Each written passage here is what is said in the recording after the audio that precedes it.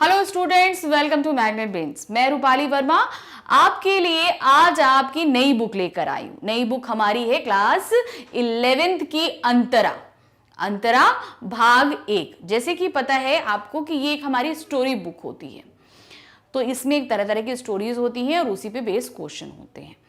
ये जो हमारे क्वेश्चन पेपर में जो क्वेश्चंस आते हैं, सबसे ज़्यादा मार्क्स के क्वेश्चन इन्हीं से पूछे जाते हैं, इन्हीं स्टोरी वाली बुक से, यानी कि जो अंतराल हमारे पास में है इससे हमारे पास में पूछे जाएंगे। तो यहाँ पर जो हमारे सामने पहली स्टोरी आई है वो मोहन राकेश द्वारा लिखित एक एकांकी है, अंडे के छिलके। अब ये एकांकी क्या होती है? ये हमारे गद्य खंड की एक विधा है। यानी आपको पता है हमारा हिंदी साहित्य 2 खंडों में विभाजित है, गद्य खंड और काव्य खंड।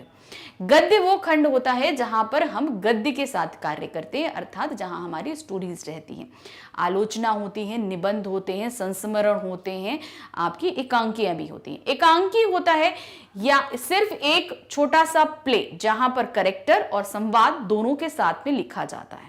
कभी कभी ये उपन्यास के बीच से भी हमारे सामने एक छोटा सा टुकड़ा लाकर रखा जाता है। ऐसे एकांकी हम पहले भी बहुत पढ़ चुके हैं। ये एकांकी एक परिवार की कहानी है जहां पर एक बुजुर्ग माँ है जो घर में घट रही हर बात को जानती है, लेकिन जान के भी अनजान बनी हुई है।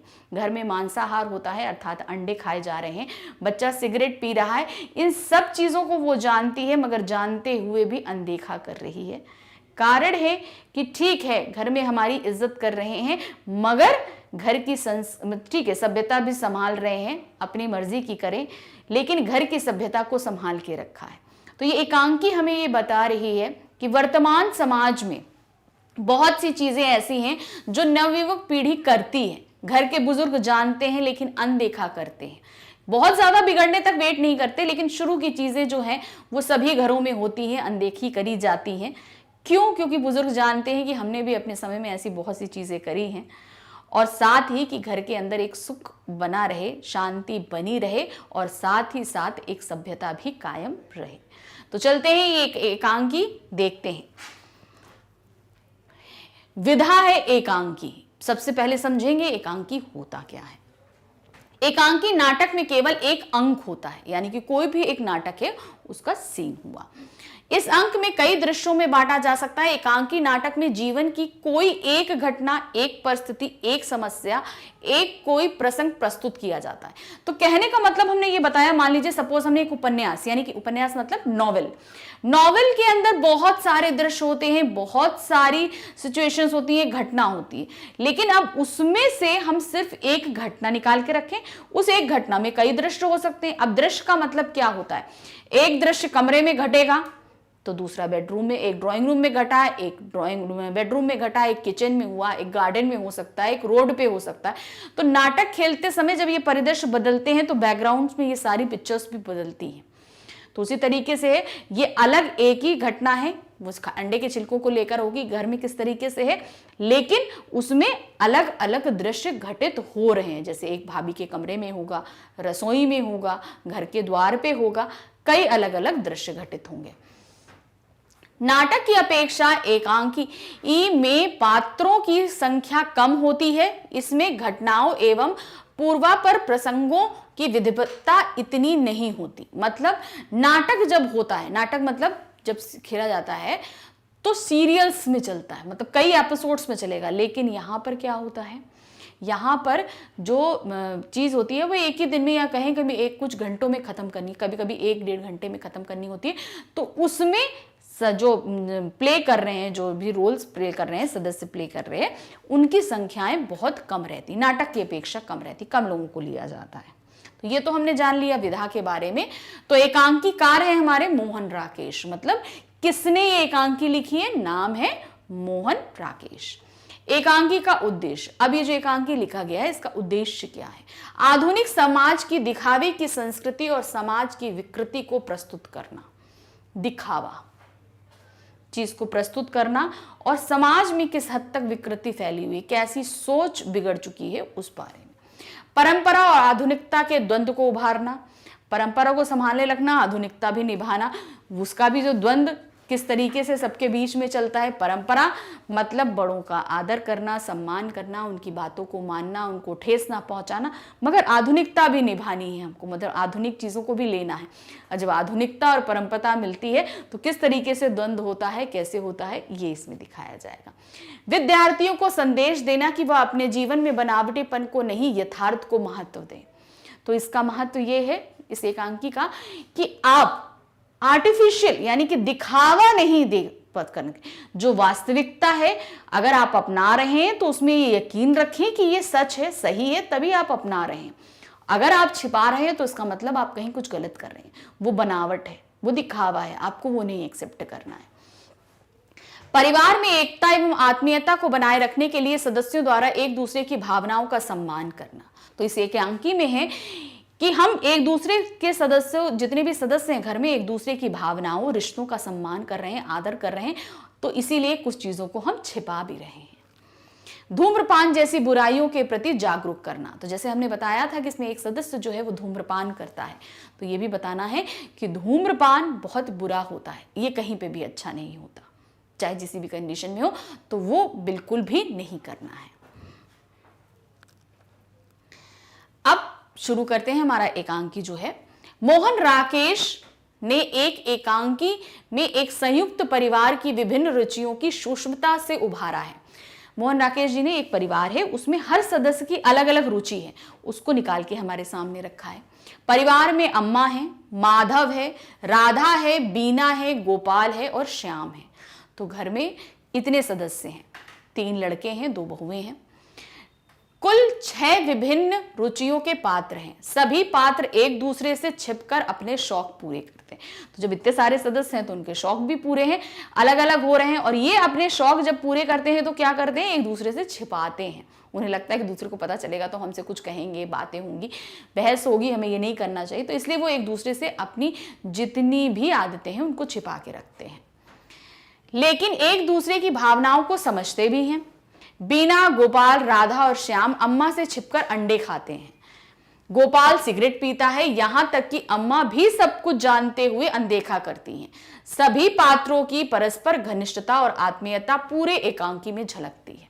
मतलब काम कर रहे हैं, अंडे खा रहे हैं, सिगरेट पी रहे हैं, जानते हैं और एक दूसरे की बातों को छिपा रहे हैं। क्यों? क्योंकि अगर अम्मा को पता चलेगा, यानी घर की जो बड़ी बुजुर्ग हैं उनको पता चलेगा तो उनकी भावनाओं को ठेस पहुंचेगा।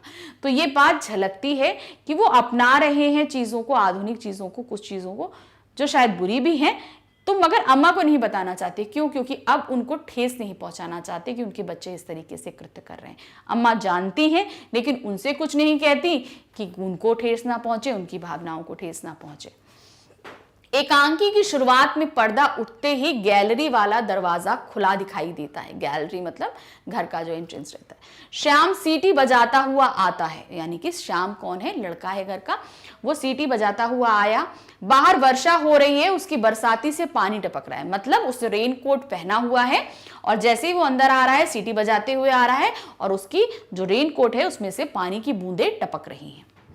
श्याम और बीना में बातें होती हैं। बीना भाभी है घर की। बीना श्याम की भाभी है।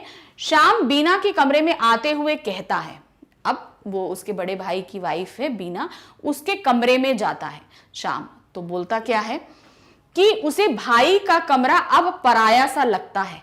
पहले इस कमरे में जूते को छोड़कर सभी चीजें चारपाई पर होती थी, आज कमरे का नक्शा बदला हुआ है। बीना श्याम को चाय पीने के लिए कहती है। अब शादी के पहले और शादी के बाद की कंडीशन ये बताई गई है।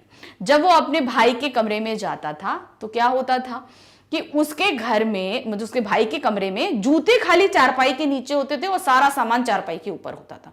मतलब ये वक्तव्य से ये बताया जा रहा है कि कमरा पूरी तरीके से अस्त व्यस्त रहता था, कोई चीज अपनी जगह पर नहीं रहती थी। मगर जब से शादी हो गई है, बीना आ गई है, तब से पूरा कमरा जो है वो साफ सुथरा एकदम व्यवस्थित रहता है। तो तभी वो बोलता है कि जब मैं पहले आता था तो ये लगता था कि हाँ भाई का कमरा है, आज क्या है पूरी तरह व्यवस्थित, मतलब पहले से अलग लगता है, यानी कि पराया लगता है, वो अपनापन नहीं लगता कि इस रूम में भाई भी रहते हैं, क्योंकि अब आप आ गई हैं तो सब चीजें व्यवस्थित रहती हैं। तो उसे मजाक मजाक में एक तरीके से अपनी भाभी की तारीफ करी कि चीजें कितनी अच्छी तरीके से आप व्यवस्थित तरीके से रखती थी, मगर भाई ऐसे नहीं करते। इस बात से खुश होकर बीना उसको बोलती है कि चलो चाय पिलाते हैं। श्याम इस सुहावनी मौसम में चाय के साथ कुछ खाने के लिए ले आने को कहता है। अब बारिश हो रही है तो श्याम कहता है कि भाई भाभी चाय खा ली क्या, कुछ खाने के लिए लेकर आइए। होता है ना चाय के साथ चलो पकौड़े, लेकिन यहाँ पकौड़े नहीं खाए जाएंगे, यहाँ खाए जाएंगे अंडे। बीना उसे 4-6 अंडे लाने के लिए कहती है। जब श्याम अंडे के नाम पर नाक भौंक सिकोड़ता है तो बीना कहती है कि यहाँ तो रोज अंडे का नाश्ता होता है। तो अब शाम को ये लगता है कि शायद बीना को पता नहीं है कि सब अंडे खाते हैं, तो वो नाक भौंक बनावटी, मतलब होता है ना बनावट की, ऐसे अंडे कैसे ले आए, हमारे घर में नहीं बनता। तो वो भाभी को ये चीज जताने के लिए नाक भौंक सिकोड़ता है। तो बीना उसे समझाती है कि यहाँ सभी रोज खाते हैं, मैं ये बात जानती हूँ, मुझसे छिपाने की जरूरत नहीं है। वैसे श्याम भी छिपकर कच्चा अंडा खाता है, और शाम क्योंकि वो भाई घर में आ चुकी है तो उसको भी पता है कि शाम जो हर सवेरे वो दूध में कच्चा अंडा डाल के खाता है। ये बात जो है बीना को पता है। बीना उससे कहती है कि अगर कुछ खाना है तो उसमें छिपाने की क्या बात है। तो बीना उसे बोलती है कि तुम नाक बहुत सिकोड़ रहे हो, तुम ये प्रिडिक्ट कर रहे हो कि मेरे को कुछ पता नहीं है, घर वालों को पता नहीं है कि तुम भी अंडा खाते हो और अंडे से नाक बहुत सिकोड़ रहे हो। तो अगर तुम कोई चीज खा रहे हो तो इसमें छिपाने की क्या जरूरत है। अगर हम कोई चीज, यहाँ पे कहने का मतलब है कि अगर हम कोई चीज एक्सेप्ट कर रहे हैं, मतलब कोई चीज अपना रहे हैं, तो अगर वो गलत है तो या तो अपनाओ नहीं, और अगर उसको तुम सही समझ रहे हो, तुमने अपना ली है, तो उसको छिपाओ नहीं। तो जो भी करो दिल खोल के चीज को हमें करनी चाहिए। शाम के बाहर जाते ही बीना काम करते हुए पानी लेने के लिए राधा के कमरे में जाती है। उसे राधा के बिस्तर पर चंद्रकांता पुस्तक मिल जाती है। पूछने पर राधा कहती है कि ऐसी किताब माँ जी के सामने नहीं पढ़ सकती। अब ये दूसरे भाई की वाइफ है, तो वो क्या बोलता है, वो चंद्रकांता पुस्तक पढ़ रही थी, बिस्तर पर पड़ी हुई थी। तो उसने देखा, अरे तुम ये पुस्तक पढ़ रही हो, तो उसने बोला कि हाँ, माँ जी को ये सब चीजें पसंद नहीं है। अब चंद्रकांता पुस्तक क्या है, वो प्रेम पर आधारित पुस्तक है, तो माता जी को ये सब चीजें नहीं पसंद है, इसलिए उनको नहीं बताना है। बीना चाय के लिए स्टोव पर केतली में पानी रखती है। बाहर से गोपाल आता है। अब गोपाल बीना का हस्बैंड है। चाय बनाती देखकर प्रसन्न हो जाता है। बीना उसे बताती है कि ये चाय शाम के लिए है। वो खुश हो जाता है, अरे भाई हम थके आ रहे हैं, चाय बन रही, तो खुश हो जाते हैं, बोलते कि नहीं, ये चाय तो शाम के लिए बन रही है। गोपाल अपनी भाभी राधा की प्रशंसा करता है। अब बीना और गोपाल हस्बैंड वाइफ है, तो वो अपनी दूसरे भाई की, जो चंद्रकांता बुक पढ़ रही थी, यहाँ पर अभी हमने पढ़ा था ना, तो वो क्या है, वो बताता है कि राधा बहुत अच्छी, उसकी प्रशंसा करती है। गोपाल सिगरेट पीना चाहता है। वह बीना को बताता है कि वह भाभी के सामने पी लेता है, उन्होंने ये बात किसी को नहीं बताई। तो गोपाल सिगरेट पीता है तो बताता है कि मैं अपनी भाभी के सामने भी पी लेता हूँ, लेकिन भाभी ने अभी तक ये बात किसी को नहीं बताई है, इसीलिए वो राधा की बहुत प्रशंसा करता है। थोड़ी देर में श्याम अंडे लेकर लौट आता है। उनकी पोल खुल जाती है। बीना अंडे का हलवा बनाती है, तभी जमुना देवी की आवाज सुनाई देती है, सब सकपका जाते हैं। अब क्या है, वो अंडे लेके आते हैं, अंडा लेके आता है श्याम, और इधर हलवा बनता है, मतलब भुर्जी अंडे की बन रही है। और इतने में जमुना देवी आती हैं। अब सबको लगता है कि उनकी भेद खुल जाएगा। जमुना देवी अर्थात घर की अम्मा, जिनसे ये सभी शौक छिपा के किए जा रहे थे, सारी चीजें ढक देते हैं। जमुना अंदर आकर पूछती है, मतलब फटाफट भुर्जी बन रही थी, जो कुछ भी था सब जल्दी जल्दी ढक दिया जाता है कि अम्मा अंदर आएंगी तुरंत। तो पूछती हैं क्या, कि दरवाजे ऐसे बंद क्यों कर रखा है, मतलब अब ये घर में ये काम हो रहा था तो बाहर से दरवाजे बंद किए गए थे, तो ये दरवाजे क्यों बंद कर रखे, उन्होंने एक ही क्वेश्चन। जमुना अपने कमरे की छत चूने की शिकायत करती है, तो बताती है कि उसके कमरे की जो छत है वो टपक रही है, बताती है, तो उसको मरम्मत कराने के लिए। वह गोपाल से पूछती है, वह कोने में खड़ा क्या कर रहा है। गोपाल सिगरेट पी रहा था, तो वो क्या बोलता है, वो उससे पूछती है कि तुम वहां किचन के कोने में क्यों खड़े हो, तुम्हारा किचन में क्या काम है। एक तो पहली बात तो ये मर्द का किचन में क्या काम, और दूसरा हो भी तो किचन के कोने में क्यों खड़े हुए हो तुम। तो गोपाल कहता है कि बीना का हाथ जल गया था, मैं उसके लिए मरहम ढूंढ रहा था। तो उसने बताया कि बीना का हाथ जल गया, मैं उसके लिए मरहम लगाने के लिए ढूंढ रहा था, इसलिए मैं यहाँ खड़ा हूँ। माँ पूछती है स्टोव के ऊपर क्या रखा है। अब स्टोव के ऊपर जो है अंडे की भुर्जी बन रही थी, हलवा बन रहा था, तो वो ढक दिया गया था। तो तुरंत माँ पूछती है कि इसमें क्या बन रहा है। भाई जाहिर सी बात है, पूछे क्या बन रहा है। वह देखना चाहती हैं। गोपाल माँ का हाथ लगाने से मना करता है, वह करंट मारने का डर दिखाता है। तो वो क्या बोलता है, जैसे ही वो छूने लगती हैं कि लाओ मैं देखूं क्या है, तो गोपाल हाथ पकड़ लेता है, नहीं आप नहीं छुओ तो स्टोव पे चढ़िए, आपको करंट लग जाएगा, इस चीज का डर दिखाता है, बहाना बना। फिर शाम के घुटने में गेंद लग गई है इसलिए पुलटिस, अब वो यहाँ पे, सॉरी यहाँ पे था, माँ पूछती स्टोव के ऊपर क्या है, वह देखना चाहती है, गोपाल ने हाथ लगाया, वह करंट मारने का डर दिखाता है। राधा बहाना बनाती है, अब राधा बहाना बनाती क्योंकि वहां तो उसने बोला कि शाम के घुटने में गेंद लग गई है इसलिए पुलटिस बांधने के लिए गर्म कर रही हूँ। तो गर्म कपड़ा पुलटिस बांध के जो किया जाता है उसे कढ़ाई में ढक के गर्म कर रही हूँ क्योंकि शाम के पैर में गेंद लगी तो उससे सिकाई होगी। जमुना स्वयं पुलटिस बांधने को कहती है, गोपाल बहाने बनाकर उसे मना करता है तथा उन्हें उनके कमरे तक छोड़ आता है। तो जमुना देवी कहती है कि अच्छा ठीक है, उसको चोट लगी है शाम को, चलो पुलटिस मुझे दे दो, मैं अपने बेटे को पुलटिस खुद बांधूंगी। तो शाम मना करता है कि नहीं नहीं मैं बांध लूंगा, आप चलो, आप अपने रूम में चलो, उसको उनके रूम में छोड़ आता है। इस तरीके से ये लोग थोड़ा सा बच जाते हैं। वे सभी हलवा खाने लगते हैं तथा छिलकों को छिपाने का उपाय करते हैं। अब क्या है, माँ चली जाती हैं, अब जो हलवा बना था वो खाना शुरू करते हैं और जो अंडे के छिलके होते हैं उसको छिपाने का कोशिश करते हैं। लेकिन तभी बड़ा भाव माधव आ जाता है, जो सबसे बड़ा भाई है माधव आ जाता है। मतलब कि किसका, राधा का हस्बैंड। बीना का हस्बैंड कौन था, गोपाल था, सबसे छोटा बेटा श्याम है, सबसे बड़ा बेटा माधव है।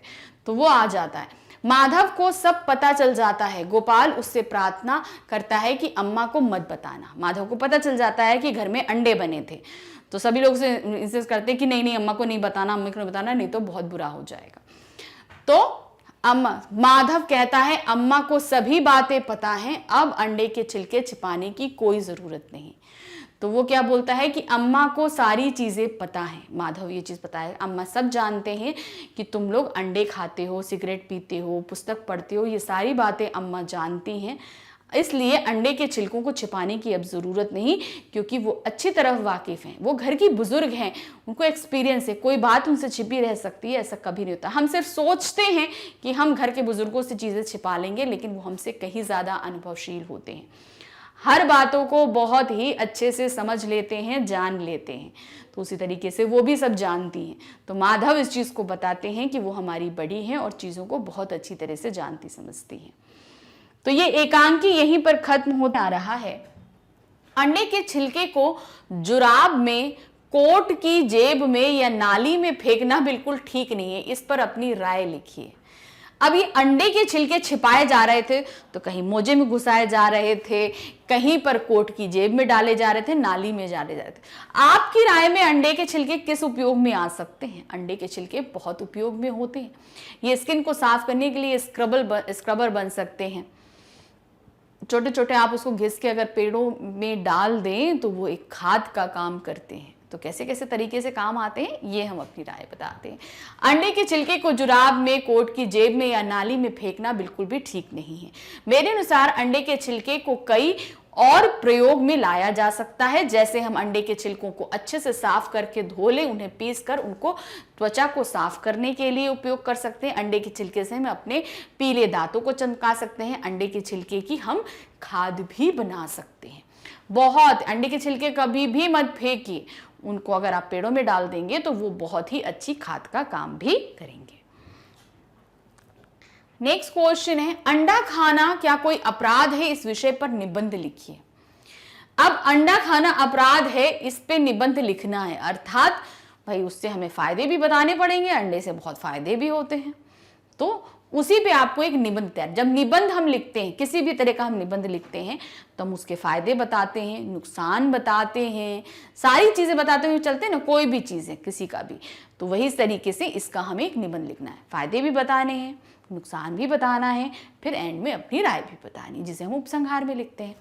तो क्या है, नहीं, अंडा खाना कोई अपराध की श्रेणी में नहीं आता, यह तो किसी के स्वाद के ऊपर निर्भर करता है कि वह क्या खाए। अंडा खाने से कई तरह के स्वास्थ्य लाभ भी हैं। अंडे से भरपूर मात्रा में कैरोटीनॉइड्स पाया जाता है, जो आंखों की सेहत के लिए बेहद जरूरी है।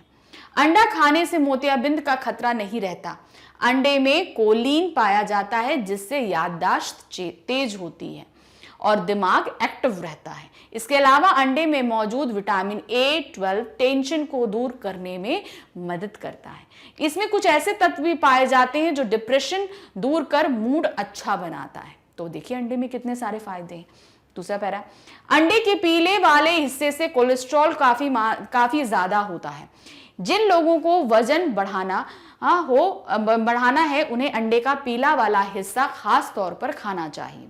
उपवास के दौरान, मतलब जो हम लोग व्रत रहते हैं दौरान, हमें इससे परहेज रखना चाहिए और सात्विक भोजन को ही ग्रहण करना चाहिए।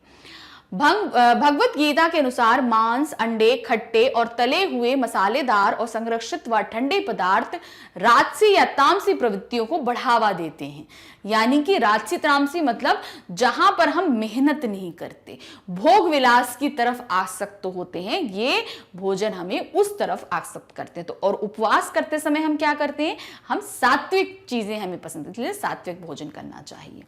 इसलिए उपवास के दौरान इनका सेवन नहीं करना चाहिए। जो तामसिक भोजन होता है जैसे तले हुए, खट्टे, अंडे, मांस और मसालेदार और संरक्षित और ठंडे। संरक्षित ठंडे का मतलब होता है जो फ्रोजन आइटम होते हैं, उन आइटम से हमें परहेज करना चाहिए।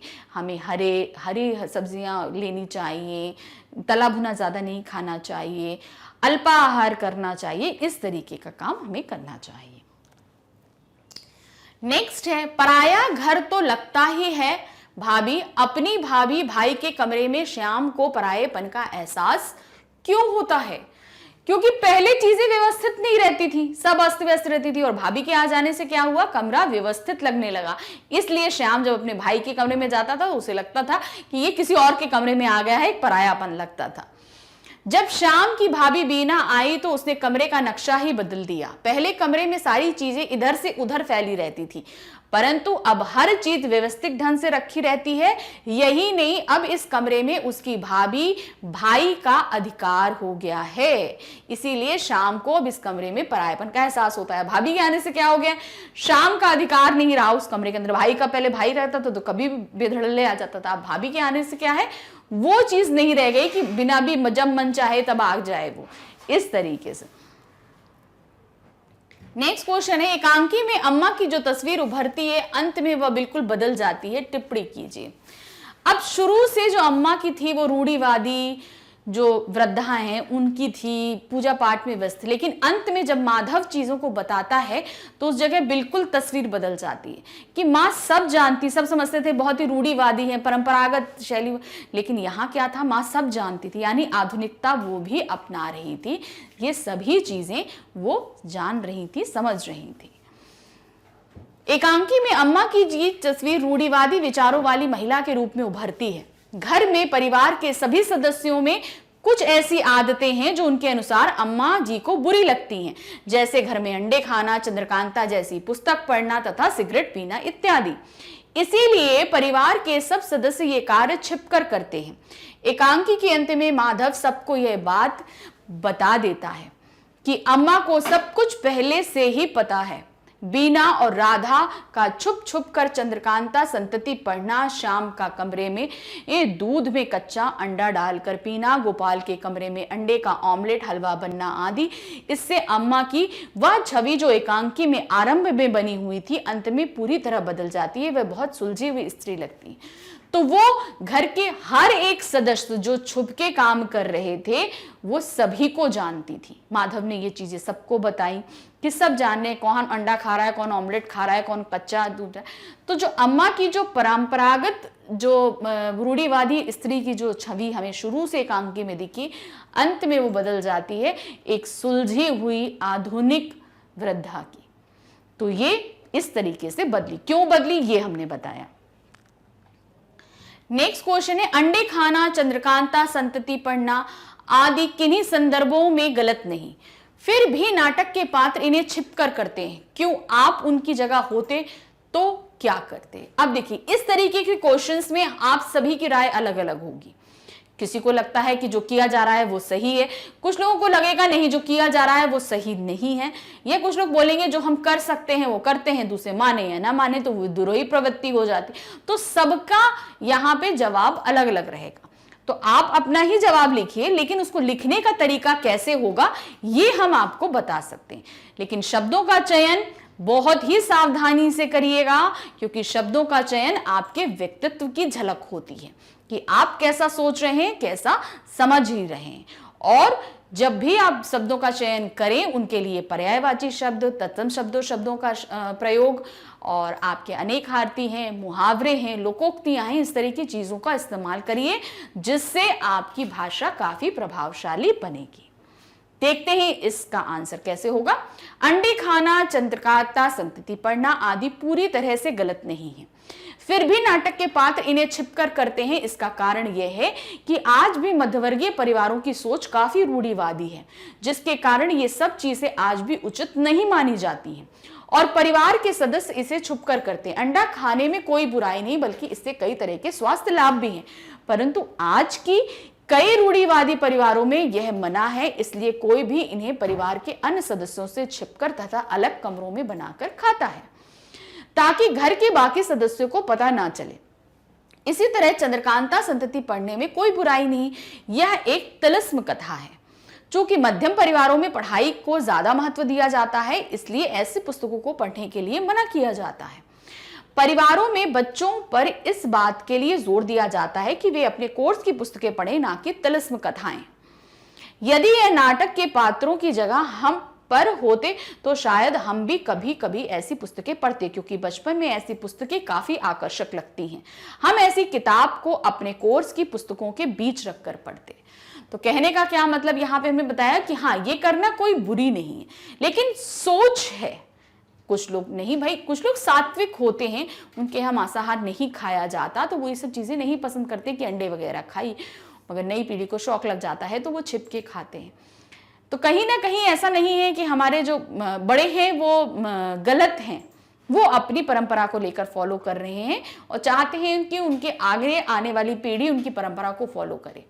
लेकिन कहीं ना कहीं हमें आजकल की चीजें जब लुभावनी लगने लगती हैं तो हम उसकी तरफ भागने लगते हैं।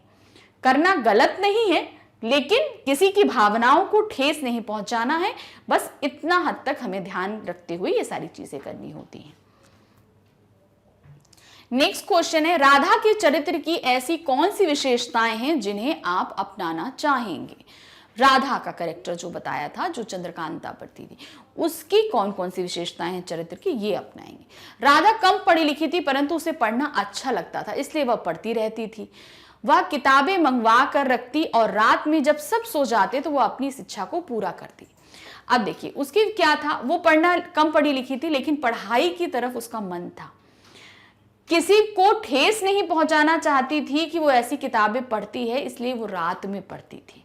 मतलब वो अपने शौक भी पूरे कर रही थी, मगर किसी दूसरे को ठेस भी नहीं पहुंचा रही थी। वह तेज दिमाग और हाजिर जवाब है।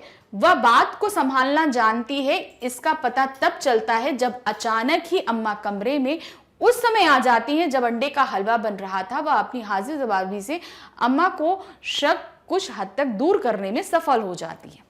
अब हाजिर जवाब है और तुरंत सोचती है चीज को कि कैसे हैंडल करना है, कोई चीज आ जाती है। अब अम्मा एकदम से आ गई, किचन में कढ़ाई चढ़ी हुई थी जिसमें अंडे बन रहे थे, अंडे का हलवा बन रहा था, वो ढक दिया। तो अब उसने अम्मा ने खोलने की कोशिश करी तो अम्मा उसने बोला कि नहीं, इसके अंदर पुलटस बन रही है। तो तुरंत अम्मा जो है थोड़ा सेटिस्फाई हो जाती है, यहाँ पुलटस बन रही है। तो इस तरीके से अपनी हाजिर जवाबी से वहां पर तुरंत ही कुछ बवाल होने से उसने रोक लिया। राधा अपने बड़ों का सम्मान करती है। वह अपनी सास की से विनम्रता पूर्वक कहती है कि उस कमरे में कोई गलत काम नहीं हो रहा है। मतलब वो उनको शक होता है कि कोई ऐसी चीज वहां पे हो रही जहां सिगरेट पी जा रही थी, तो मना करती है कि नहीं, ऐसा अम्मा नहीं है, आपको गलत लग रहा है। चीजों को समझाया उसने, उनसे बड़ी थी, चीजों को अच्छे से प्यार से उन्होंने समझाया। तो ये सारी विशेषताएं थी राधा के जो चरित्र में जो अपनाने लायक है। नेक्स्ट क्वेश्चन है, अंडे का छिलका अनुपयोगी या कूड़ा समझा जाता है तो फिर इसे कहाँ रखा जाना चाहिए? क्या स्वच्छता अभियान मिशन का इस पाठ से कोई संबंध है? जायहन ने, जैसे कि हमारा पहले ही चैप्टर में पूछा गया था कि ये कि बहुत ही उपयोगी होता है, या तो आप इसे डस्टबिन में नहीं डालिए, इसके अलावा भी इसके बहुत सारे इस्तेमाल है। स्वच्छता अभियान में भी, क्योंकि ये रीयूज है और बहुत ही ज्यादा प्रोटीन से, जो उसका शेल होता है बहुत ज्यादा प्रोटीन से बना होता है, जो पौधों के लिए भी, इवन हमारे शरीर के लिए भी बहुत कारगर होता है। तो ये स्वच्छता अभियान से काफी हद तक जुड़ा भी हुआ है। कैसे? अंडे का छिलके को हमें सूखे कूड़ेदान में डालना चाहिए। स्वच्छता अभियान के तहत जब सफाई वाला कचरा लेने आए तो गीला और सूखा कचरा अलग अलग डालना चाहिए, क्योंकि वो ड्राई है और एक वेट होता है, दो तरीके के होते हैं ना, तो ड्राई में रखिए। और कोशिश करिए कि उसे डस्टबिन में तो बिल्कुल मत डालिए, क्योंकि वो पेड़ों की खाद के रूप में बहुत ही अच्छी तरीके से इस्तेमाल किया जा सकता है। पेड़ उससे बहुत ही ज्यादा अच्छे बन सकते हैं। क्वेश्चन नंबर 1 है, क्या दिया है? अंडे के छिलके एकांकी के लेखक कौन है? यानी कि ये जो एकांकी लिखी है इसके लेखक कौन है? किसने लिखा है इसे?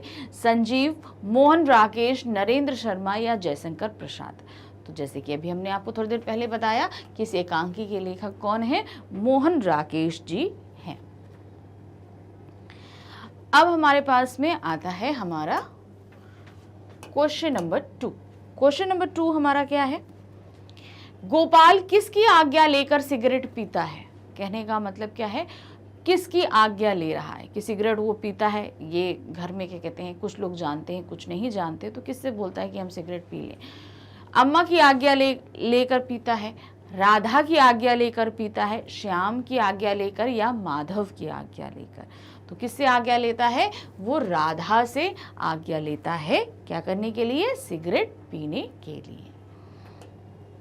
अब आते हैं क्वेश्चन नंबर 3। क्वेश्चन नंबर 3 है, राधा और वीना श्याम की क्या लगती हैं? कौन है? तो सबसे पहले हम आपको बता दें, राधा और वीना जो हैं वो गोपाल और माधव की बीवियां हैं। तो जाहिर सी बात है श्याम सबसे छोटा है, तो श्याम की क्या लगेंगी? भाभियां लगेंगी, क्योंकि माधव, गोपाल और श्याम 3 भाई हैं जिनकी 2 पत्नियां हैं, वीना और राधा। तो यहाँ पर क्या क्या है? श्याम की क्या लगी? ये भाभियां लगती हैं। अब है क्वेश्चन नंबर 4। क्वेश्चन नंबर 4 है, श्याम को वीना का कमरा पराया सा क्यों लगता है? क्या कारण है कि वो बहुत ही अजनबी सा लगता है उसको कमरा? वीना श्याम को पसंद नहीं करती, इसलिए उसे कमरा पराया लगता है श्याम को। वह श्याम को अपने कमरे में आने नहीं देती है, यानी कि उसको आने नहीं देती, इसलिए वह कमरे की साफ सफाई व रख रखाव का बहुत ध्यान रखती है।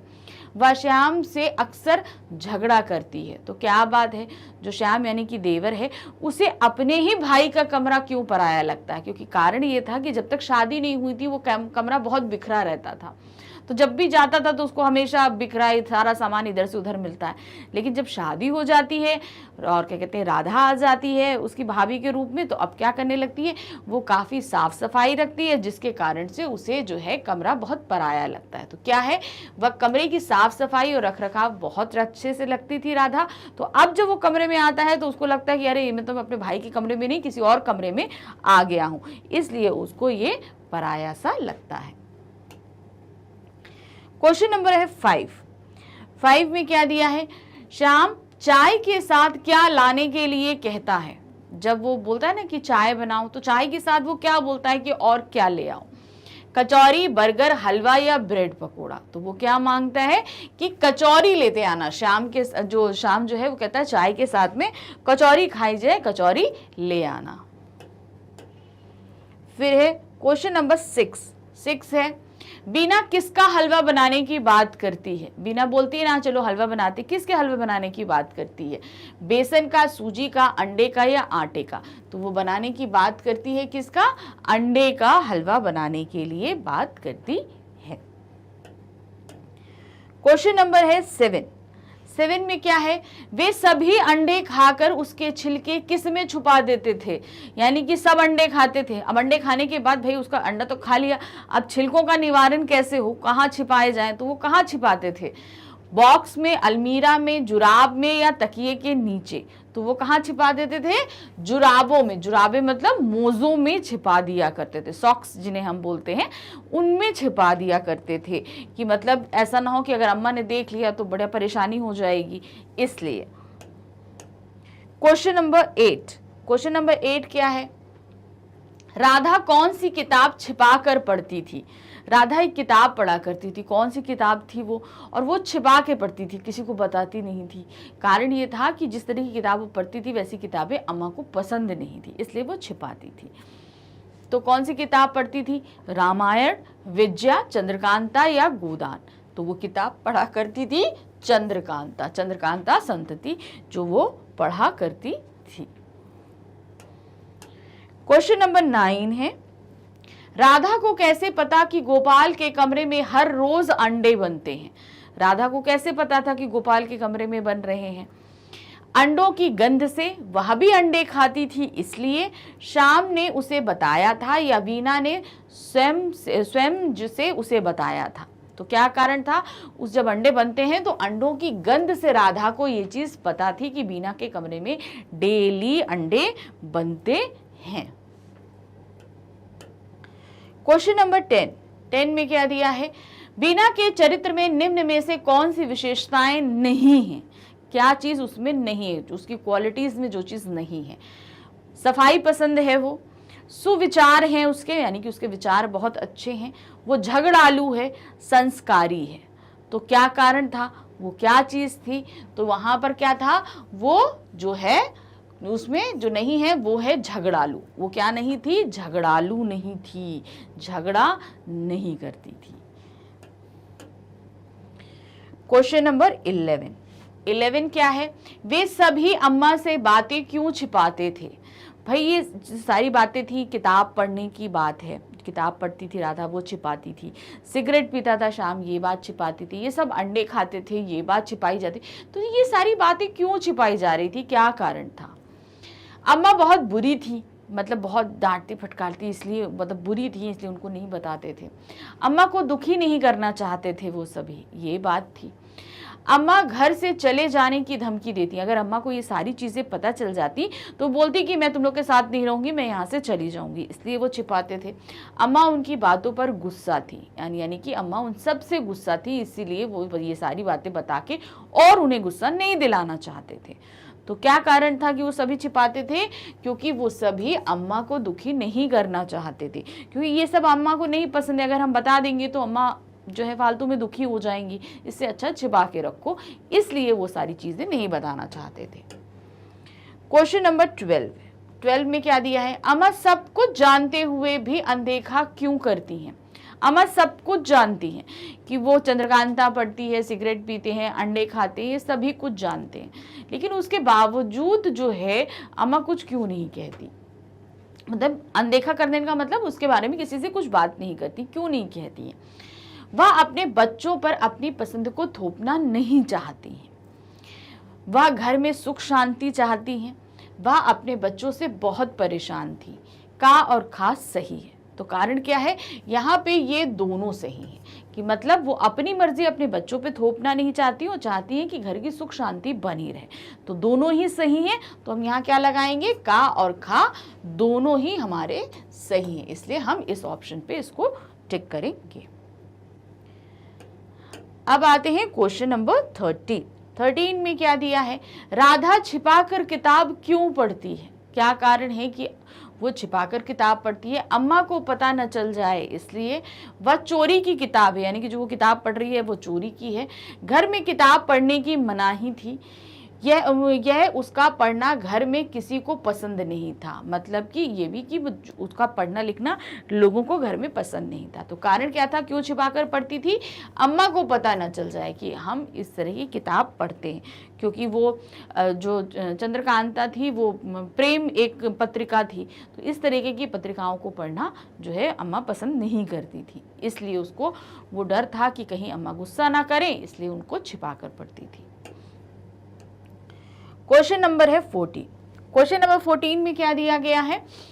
वीना शाम को बिजली का स्टोव लाने के पीछे क्या कारण बताती है? वीना के कमरे में जो है बिजली का स्टोव आ गया था, तो वो क्यों क्या बताती है कि हम स्टोव लेकर क्यों आए हैं? क्या कारण है कि हम स्टोव लेकर आए हैं? चाय बना सके, मतलब अपने ही रूम में हम चाय बना लें इसलिए लेकर आते हैं। सुबह का नाश्ता बना सकें आसानी से, अंडे बनाकर खा सकें, या पानी गर्म कर सकें। तो वीना क्या बोलती है कि वो क्यों स्टोव लेकर आई थी? ताकि वो अंडे बनाकर खा सके, क्योंकि उसको भाई अंडे अच्छे लगते थे खाना सब, तो चाहती थी कि घर में ही बन जाए, इसलिए वो बिजली का स्टोव ले आई थी रूम में। क्वेश्चन नंबर है 15 में क्या दिया गया है, राधा और वीणा चंद्रकांता की तुलना किस कहानी से करती हैं। ये दोनों कौन सी कहानी से चंद्रकांता की कहानी की तुलना करती हैं। राधा और कृष्ण की कहानी से, राम और सीता की कहानी से, लक्ष्मण और उर्मिला की कहानी से, शाहजहां और मुमताज की कहानी से। तो किससे तुलना करती हैं वो, राम और सीता की कहानी से, कि जैसे राम और सीता की कहानी है वैसे ही चंद्रकांता के अंदर भी प्रेम कहानी है। क्वेश्चन नंबर है 16 में क्या है, अंडे के छिलके एकांकी का उद्देश्य क्या है। मतलब ये जो एकांकी हम पढ़ रहे हैं ये हमें क्या समझाने की कोशिश कर रही है। अम्मा का अपमान करना, आपसी ईर्ष्या को बढ़ाना, अंडे खाने की कहानी बताना, एक दूसरे की भावनाओं का आदर करना। तो ये एकांकी हमें क्या बताती है, एक दूसरे की भावनाओं का आदर करना, कि किस तरीके से हमें एक दूसरे की भावनाओं को समझना चाहिए। ठीक है, किसी को कोई चीज़ पसंद है तो इसमें अगर कोई खामी नहीं है तो खा सकते हैं, कर सकते हैं। तो इस तरीके से भावनाओं का सम्मान करना, समझना, उनको इज्जत देना, ये हमें एकांकी ये बताती है। क्वेश्चन नंबर है 17 में क्या दिया है, अम्मा परिवार की एकता के लिए क्या करती हैं। वो इतना बड़ा परिवार है भाई, 3 बेटे हैं, बहुएं हैं, तो अगर उस परिवार को वो बनाए रखना चाहती है तो उसके लिए वो क्या करती हैं।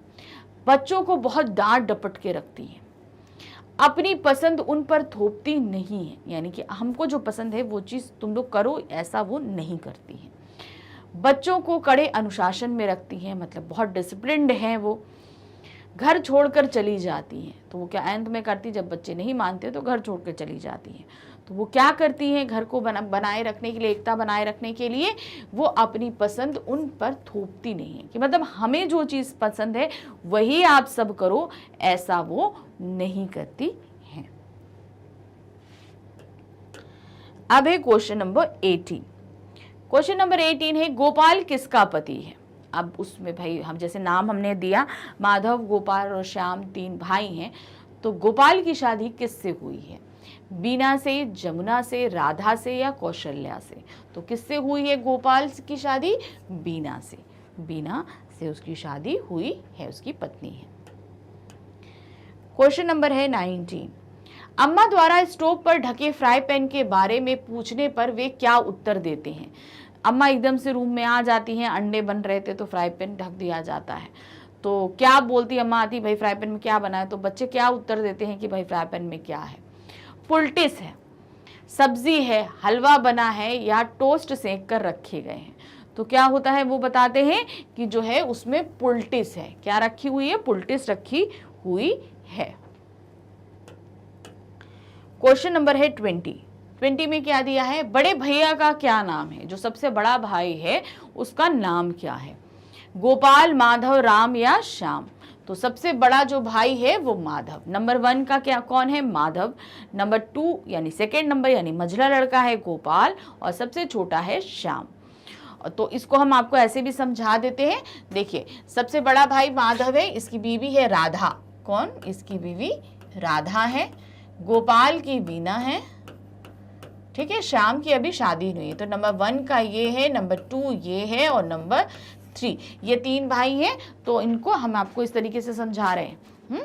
तो ये 3 इस तरीके से हैं, 3 भाई हैं, उनकी बीवी ये हैं। तो सही कौन है, बड़े भैया का नाम क्या है, माधव है। सबसे बड़े भाई का नाम माधव है। क्वेश्चन नंबर है 21 है, राधा के चरित्र में निम्न में से कौन सी विशेषताएं हैं। अभी देखा कौन सी विशेषताएं नहीं, अब कौन पूछेगी कौन सी विशेषताएं हैं। कुशल गृहिणी है, संस्कारी है, सहयोगी है, उपरोक्त सभी है। तो क्या है, ये उपरोक्त सभी उसके अंदर जो हैं विशेषताएं हैं वो बहुत ही अच्छी है। क्वेश्चन नंबर है 22 में क्या दिया गया है, अंडे के छिलके एकांकी में अम्मा का क्या नाम है। जो सबसे बड़ी अम्मा है, तीनों बेटों की माँ है, दोनों बहुओं की सास हैं, उनका नाम क्या है अम्मा जी का, बीना, राधा, जमुना या मीरा। तो अम्मा जी का नाम क्या है, जमुना। अब है क्वेश्चन नंबर 23 में क्या दिया है, बाजार कौन जा रहा था। कौन बाजार जा रहा था जिससे जो है अंडे लाने की बात हुई थी, मोहन, अम्मा, श्याम या बीना। तो कौन बाजार जा रहा था, श्याम जो है वो बाजार जा रहा था। क्वेश्चन नंबर है 24 है, बाजार से अंडे लाने के लिए किसने कहा? कौन कहता है कि बाजार से अंडे लेते आना? वीना, राधा, जमुना या गोपाल? तो बाजार से अंडे लाने के लिए कौन बोलता है? वीना बोलती है। अब है क्वेश्चन नंबर 25 है, वीना के कमरे का बिजली का स्टोव कितने का आया था? वो कितने रुपए में उसने खरीदा था? 50 रुपए में, 25 रुपए में, 15 रुपए में या 16 रुपए में? तो कितने का उसने बताया था शाम को? 16 रुपए का। वीना ने कितने का बताया था? 16 रुपए का जो है बिजली का स्टोव खरीदा गया है। क्वेश्चन नंबर है 26 में क्या है? किसने कहा हमें अपनी अम्मा से भी प्यार है और अपनी खुराक से भी? कौन ये वक्तव्य बोलता है कि अम्मा से भी प्यार है और हमारी खुराक यानी कि जो हम खा रहे हैं हमें इससे भी प्यार है? श्याम ने, बीना ने, राधा ने या मोहन ने? तो ये बात किसने बोली थी? ये बात बोली थी श्याम ने कि हमें जो है अपने भोजन से भी प्यार है और अम्मा से भी बहुत प्यार है। क्वेश्चन नंबर 27, जुराब के भारी होने का क्या कारण था? जब जुराब उठाती है तो वो देखती है कि भाई भारी है, तो भारी होने का कारण क्या बताया जाता है? उसमें चाय डाली हुई थी, यानी कि उसमें चाय की पत्तियां डाल दी थी इसलिए वो जुराब भारी हो गई थी। उसमें अंडे डाले हुए थे, यानी कि अंडे छुपा दिए गए थे उसके अंदर, इसलिए वो भारी थी। उसमें अंडे के छिलके डाले हुए थे, उसमें अंडे के छिलके खाने के बाद छिपाने के लिए डाल दिए गए थे। उसमें बादाम, कि भाई सुबह सुबह हम बादाम नहीं खाएंगे तो बादाम इधर उधर छुपा दिए जाए। तो क्या कारण था कि उस जुराब में अंडे के छिलके खाने के बाद छिपा दिए गए थे। अंडा तो खा लिया, अब छिलके क्या किए जाए? तो उसको छिपाने के लिए क्या कर दिया था? उन जुराबों में डाल दिया गया था, तो इसलिए वो जुराबें भारी हो गई थी। अब है क्वेश्चन नंबर 28 में, अंडे के छिलके एकांकी में कुल कितने पात्र हैं? इसमें कितने कैरेक्टर दिखाए गए हैं टोटल? अब चलिए हम गिनना शुरू करते हैं, तब हम आपको बताएंगे। देखिए, सबसे बड़ा बेटा जो है कौन है? माधव है, ठीक है। फिर उसके बाद नंबर 2 पे कौन है? गोपाल है। फिर नंबर 3 पे है श्याम। अब 2 भाभियां थी आपकी, कौन थी? राधा थी,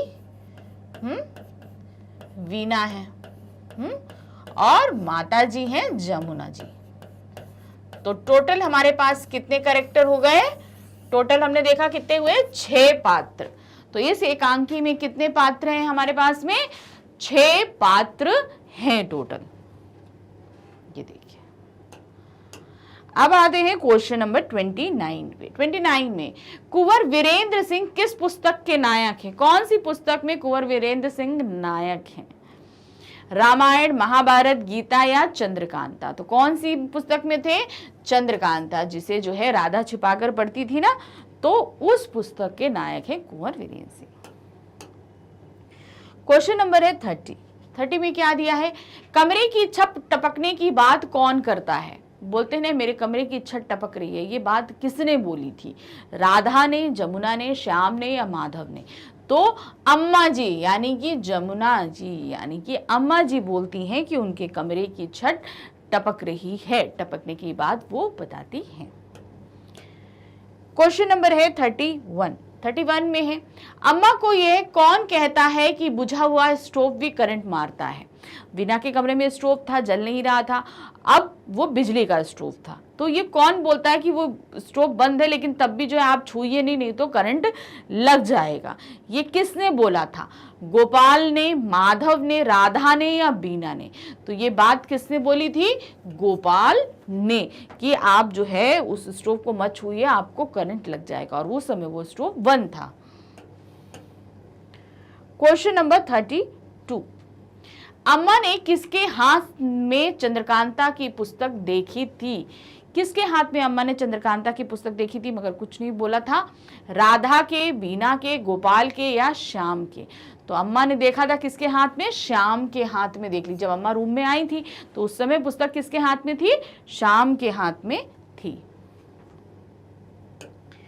क्वेश्चन नंबर है 33। 33 में है, अम्मा को अम्मा के कमरे में कौन छोड़ने जाता है। अब अम्मा तो आ गई थी वीना के कमरे में, वहां पे सबसे पूछने लगी क्या है क्या है क्या है होने लगा।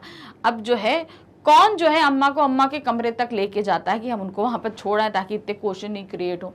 तो कौन जाता है, श्याम जाता है, माधव जाता है, गोपाल जाता है या राधा जाती है। तो कौन जाता है, गोपाल जो है वो अम्मा को अम्मा के कमरे तक छोड़ने के लिए जाता है। कि मतलब अब ऐसा ना हो कि अम्मा यहाँ खड़ी ना तो और सारे क्वेश्चंस पूछती रहे तो पता चला हम सबका भांडा फूट जाएगा, तो इसलिए जल्दी से इनको इनके कमरे में पहुंचा दो।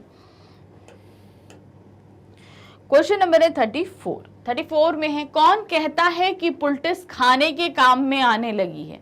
तो अब स्टोव पे अंडे थे, अम्मा पहुंची तो भाई तुरंत ही उसको ढक दिया गया। अब अम्मा खोल के देखने लगी तो उससे पहले बताया, अम्मा ने पूछा क्या है, तो सबने बताया कि भाई उसमें पुलटिस है। तो अब उसको भाई पुलटिस पैन में क्या कर रही है, भाई वो क्या खाने के काम में नहीं। तो कौन बोलता है कि पुलटिस अब खाने के काम में आने लगी है, वीना, गोपाल, माधव या श्याम। तो ये बात बोलता कौन है, माधव। माधव बोलता है कि अब जो है पुलटिस क्या है, खाने के काम में भी आने लगी है। तो अब है हमारे पास क्वेश्चन नंबर 35 में क्या है, गोपाल कितने वर्षों से सिगरेट पी रहा था। अब गोपाल अपनी बताता है कि वो भी सिगरेट पीता है, श्याम ने जैसे, तो गोपाल ने कितना बताया कि वो कितने वर्षों से सिगरेट पी रहा था, 4 वर्ष से, 5 वर्ष से, 6 वर्ष से या 7 वर्ष से। तो गोपाल ने कितना बताया कि वो 5 वर्ष से जो है सिगरेट पी रहा है। अब आते हैं क्वेश्चन नंबर 36 पे। 36 में क्या है, दिल में रखने की बात दिल में रखते हैं, ये कथन किसका है। ये बात किसने बोली थी कि दिल की बात को दिल में ही रखते हैं। राधा का है, गोपाल का है, श्याम का है या माधव का है। ये बात किसने बोली थी, तो ये बात बोली थी राधा ने। राधा का ये कथन है कि दिल की बातों को दिल में ही रखा जाता है। क्वेश्चन नंबर है 37 क्या है, अंडे के छिलके एकांकी में कौन अंडे नहीं खाता है। अब ये जो एकांकी है, एक तो देखिए इसमें अम्मा जी तो नहीं खाती हैं, इसके अलावा और कोई भी है। तो ऑप्शंस में देखते हैं पहले कौन कौन दिए हुए हैं, राधा, बीना, गोपाल और श्याम। तो जो अंडे नहीं खाता है वो कौन है, राधा। राधा जानती है कि कौन कौन अंडे खाता है, वो बनाती भी है लेकिन वो खाती नहीं है अंडे, ये चीज। क्वेश्चन नंबर है 38 में क्या है, मोहन राकेश का जन्म कब हुआ था। अब देखिए जो हमारे राइटर हैं, ये चैप्टर के शुरू में हमारे जैसे हम लोग अंतरा बुक में पढ़ते आए हैं कि चैप्टर के शुरू में लेखक दे दिए जाते हैं, लेकिन इसमें क्या है आप देखेंगे एकदम एंड में जो है लेखकों का परिचय दिया है, तो उसको आपको हर चैप्टर के हिसाब से पढ़ना ज़रूर है। तो उसमें आप जाके देखेंगे मोहन राकेश जी का जीवन परिचय जो दिया हुआ है उसे ज़रूर पढ़िए। तो वहाँ पर दिया हुआ है मोहन राकेश जी का जन्म कब हुआ, 1930, 1925, 1920 या 1935। तो मोहन राकेश जी का जन्म हुआ है 1925 में। अब है क्वेश्चन नंबर 39 क्या है, राकेश ने कहाँ तक शिक्षा करी, यानी कि उन्होंने कहाँ तक शिक्षा प्राप्त करी है मोहन राकेश जी ने, इंटरमीडिएट, MA, PhD या BA। तो मोहन राकेश जी ने कहाँ तक की शिक्षा प्राप्त करी है, MA तक की शिक्षा प्राप्त करी है। क्वेश्चन नंबर है 40, मोहन राकेश के प्रसिद्ध नाटक का नाम क्या है। जो उनका प्रसिद्ध नाटक है उसका नाम क्या है, आषाढ़ का एक दिन, अंधेरे बंद कमरे, अंडे के छिलके, आखिरी चट्टान। तो उनका जो प्रसिद्ध नाटक है जो सबसे ज्यादा फेमस हुआ वो था आषाढ़ का एक दिन। इसके लिए जो है उनकी बहुत ही मतलब इस नाटक को बहुत प्रसिद्ध भी हुआ, बहुत लोगों ने पढ़ा और इसके लिए उनको पुरस्कार भी दिया गया है। क्वेश्चन नंबर है 41 क्या है, मोहन राकेश का जन्म कहाँ हुआ। अब हमने देखा कि 1925 में उनका जन्म हुआ, लेकिन हुआ कहाँ पर, पटियाला, उत्तर प्रदेश, हरियाणा या अमृतसर। तो उनका जन्म कहाँ पर हुआ है, अमृतसर में उनका जन्म हुआ है। क्वेश्चन नंबर है 42 में क्या दिया है, मोहन राकेश ने किस विषय में एमए किया है? कौन सा विषय है जिसमें उन्होंने एमए किया है? इंग्लिश, हिंदी, हिंदी और संस्कृत विज्ञान। तो उन्होंने किया है हिंदी और संस्कृत में एमए, यानी हिंदी में भी किया है और संस्कृत में, यानी कि डबल एमए जिसको बोला जाता है, उन्होंने डबल एमए किया है अलग अलग सब्जेक्ट से। क्वेश्चन नंबर है 43 है, मोहन राकेश जी ने किस पत्रिका का संपादन किया है? भाई उन्होंने नाटक भी लिखे हैं, लेकिन एक पत्रिका ऐसी है जिसका संपादन भी किया है, वसुधा, परिमल, साहब और सारिका। तो उन्होंने कौन सी पत्रिका लिखी है, संपादन किया है? सारिका का संपादन उनके द्वारा किया गया है। किसके द्वारा? मोहन राकेश जी के द्वारा। क्वेश्चन नंबर है 44 है, संगीत नाटक अकादमी ने किस सन में मोहन राकेश को आषाढ़ का एक दिन नाटक के लिए पुरस्कृत किया है? अब देखिए, उन्हें कौन से नाटक के लिए पुरस्कृत किया गया? आषाढ़ के एक दिन के लिए। किसने पुरस्कृत किया? संगीत नाटक अकादमी। अब देखिए, एक ही क्वेश्चन में से 3 क्वेश्चन बन रहे हैं। किस संस्था ने उन्हें पुरस्कृत किया? संगीत नाटक अकादमी ने पुरस्कृत किया। कौन से नाटक के लिए पुरस्कृत किया? आषाढ़ के एक दिन के लिए पुरस्कृत किया। किस सन में पुरस्कृत किया? 1950, 1959, 1960, 1975। तो उनको कब पुरस्कृत किया गया? 1959 में। ये देखिए, क्वेश्चन नंबर है 45 है, नाट्य लेखन के लिए मोहन राकेश को साहित्य अकादमी पुरस्कार से किस सन में सम्मानित किया गया? अब नाट्य लेखन यानी नाटक लिखने के लिए उन्हें साहित्य अकादमी पुरस्कार से सम्मानित किया गया। वो किस सन में किया गया? 1970, 1971, 1972, 1973। तो उन्हें पुरस्कृत किया गया 1970 में। अब देखिए, इसमें भी 3 क्वेश्चन बन रहे हैं। पहला, किस संस्था द्वारा किया गया? उन्हें जैसे पूछा गया, साहित्य अकादमी पुरस्कार किस विषय के लिए दिया गया? नाट्य लेखन के लिए दिया गया। कौन सा पुरस्कार दिया गया? साहित्य अकादमी पुरस्कार दिया गया। किस सन में दिया गया? 1970 में दिया गया। तो ये 3 चीजें एक ही क्वेश्चन में से निकल रही हैं, ध्यान रखिएगा इसको। क्वेश्चन नंबर है 46, मोहन राकेश जी ने किन शहरों में विभिन्न प्रकार की नौकरियां की? उन्होंने जगह जगह नौकरियां करी, यानी कि अध्यापन कार्य भी किया, इसके अलावा और भी नौकरियां करी। तो वो शहर कौन कौन से मेंशन हैं? लाहौर, मुंबई, दिल्ली, शिमला, जालंधर, उपरोक्त सभी। तो यहां पर उपरोक्त सभी यानी कि इन सभी शहरों में उन्होंने विभिन्न प्रकार की नौकरियां करी हैं। लाहौर, मुंबई, दिल्ली, शिमला, जालंधर, ये सभी जगह अलग अलग तरह की ये जो है नौकरियां करते रहे हैं। क्वेश्चन नंबर है 47 क्या है? मोहन राकेश द्वारा रचित कहानी संग्रह कौन से हैं? अब उन्होंने कहानी संग्रह, देखिए कहानी संग्रह अलग होते हैं, नाटक संग्रह अलग होते हैं, उपन्यास अलग होते हैं आपके, तो सब अलग अलग होते हैं। तो अब यहाँ पर आपसे क्या पूछा गया है? कहानी संग्रह के बारे में पूछा जा रहा है। तो कहानी संग्रह अलग रहेंगे, वो कौन से हैं? इंसान के खंडहर, नए बादल, जानवर और जानवर, एक और जिंदगी, उपरोक्त सभी। तो यहां पर ऊपर जितने नाटक दिए गए हैं, कहानी दी गई हैं, ये सभी मोहन राकेश जी द्वारा रचित हैं। तो ये इनके कहानी संग्रह की बात करी जा रही है, मतलब एक किताब के अंदर बहुत सारी कहानियां हैं उनके बारे में। तो कौन कौन से हैं? इंसान के खंडहर, नए बादल, जानवर और जानवर, एक और जिंदगी, ये सभी जो है मोहन राकेश जी के द्वारा लिखित कहानी संग्रह हैं। क्वेश्चन नंबर है 48 है, मोहन राकेश द्वारा लिखित नाटक कौन सा है? अब उन्होंने नाटक लिखे हैं, तो कौन सा नाटक उनके द्वारा लिखित है? आषाढ़ का एक दिन, तो ये तो हम जानते हैं कि भाई इसके लिए उन्हें पुरस्कृत भी किया गया है। लहरों के राजहंस, आधे अधूरे, पैर तले की जमीन। तो क्या है? ये सभी यानी कि उपरोक्त जितने सभी ऊपर लिखे हुए जितने भी नाम हैं, ये सभी इनके नाटक हैं मोहन राकेश। तो कौन कौन से हैं? आषाढ़ का एक दिन, लहरों के राजहंस, पैर तले की जमीन, आधे अधूरे। तो सभी, उपरोक्त का मतलब सभी। तो यहाँ पर आपको उपरोक्त सभी आप नहीं ऑप्शन आएगा उपरोक्त सभी लिख देंगे, आपको सभी नाटक के नाम याद रखने पड़ेंगे कि ये मोहन राकेश द्वारा लिखित नाटक हैं। अब है क्वेश्चन नंबर 49। 49 क्या है? मोहन राकेश किस युग के लेखक माने जाते हैं? आप सभी को पता है कि अलग अलग युग में हमारे लेखकों को नाम रखे गए हैं कि इस युग में इन लेखक ने काम किया, यहाँ तक कि लेखकों के नाम से भी युग बन गए। तो अब मोहन राकेश जी किस युग के माने जाते हैं? भारतेंदु युग, द्विवेदी युग, नई कहानी या उपरोक्त में से कोई नहीं।